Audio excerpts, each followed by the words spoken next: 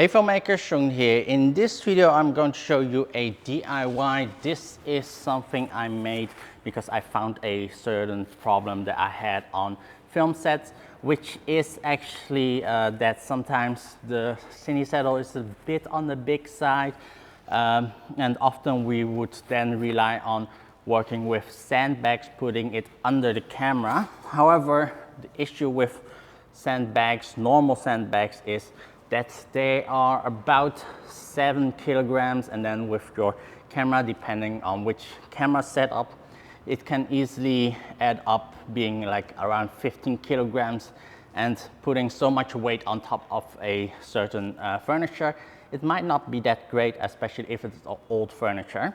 So that's why I made this. So this is basically a sandbag. So it's a sandbag I bought from Amazon. It's a really cheap one, and I filled it up with beanbag filling.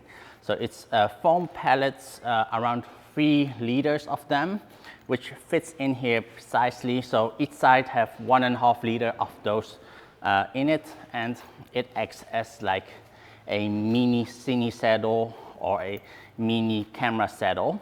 So right now I can put it down, put my camera on top of it, and it props it up nicely. I can also fold it out so that it's more flatter, so I can have it even lower.